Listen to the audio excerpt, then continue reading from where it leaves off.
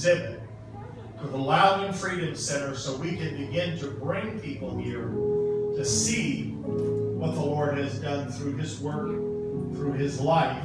I want you to give a big holy and whole welcome to Jay Johnson.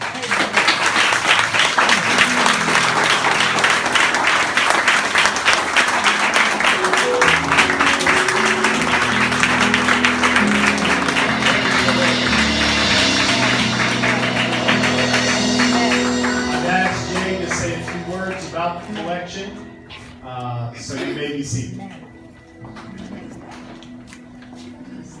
Thank you, Dr. Fred. Not sure exactly where to start, that's a blessing. It's an honor for me to be able to share this collection with you. I was a history major in college, went to a small Christian college in upstate New York, Hwlcmi College. Wasn't sure what to do with my history degree. I kind of put it on the side while I spent about 25 years in the military, Air Force, Air National Guard, Air Force Reserve, and then grew up. Spent about 24 years with American Airlines as a pilot. Of course, there was some overlap. I'm not that old. Yeah, too, but I retired from American Airlines in 2008. Blessed me with opportunity to travel. Many of the items here I was able to secure from my travels, just visiting antique shops. My wife and I deal in antiques, and we have dealer friends looking for me for African American historical items. It didn't start out that way. I was on an overnight in Huntsville, Alabama, with the company, doing some antiquing. Yard sales were dry, so I had some breakfast, went to an antique shop, and the shop owner had about 12 to 15 items depicting black folks in one of the showcases. I had never recognized black memorabilia as an antique, as a collectible to add to our inventory. Spent a good time talking. I ended up purchasing 4 pieces, and from there I just started looking, educating myself with African American black memorabilia to begin with, and later on, after I had sold a few of my favorite pieces, I talked with my wife and said, well, we can keep some pieces and then just recycle them in the sweet by and by with the antique business. So that decision turned into a passion. Praise God. And the longer I collected, the more I saw that the historicity of black memorabilia, how African Americans were depicted throughout history, especially in our country, is such an important thing to be aware of for us today. As you know, most history books don't go into depth about the contributions of African American people in our country. This exhibit represents genuine artifacts. There are no reproductions. There are no fantasy items. Everything here is for real from the period. Everything from the segregation sign. The banner behind me is one of my favorites. In 1864, the Union Army decided to consolidate the 3rd and the 4th Charleston Guard volunteer Negro units into one unit called the 21st U.S. Colored Troops, USCT. These soldiers were from Florida, Georgia, and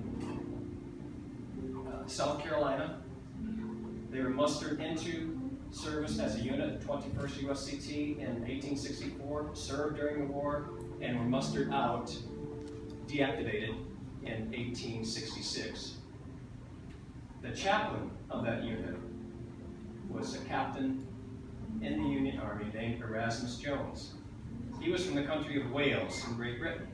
He came here, was designated the chaplain of the 21st. He served with them for the 2 years they were in service.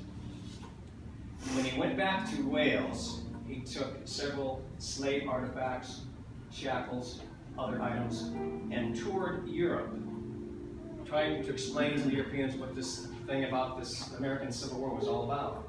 He had this banner made approximately 1866, 1867. It probably started out in New York City. I'm not sure it was completed. But he took this back with him. It ended up in a museum. He came to the United States, lived in upstate New York, in Utica, New York in the 1880s, left this behind. It went out of the museum, kept with his family there, ended up in another museum in the 1950s, and I acquired it 4 years ago and had it completely restored and put in the frame that you see today. Originally, he would roll it up, and during his presentations, he would reference the symbolism in the banner. We will be providing later on a description of the banner with the symbolism. First, everything there. There's a Native American rug. There's a Masonic symbol. You can see it's called Sons of Africa banner. Freedom, Sons of Africa, freedom to slaves. I consider it the highlight of my collection, and in the coming weeks, we'll be seeing some other items as I bring them in and set up arranged here at the Freedom Foundation.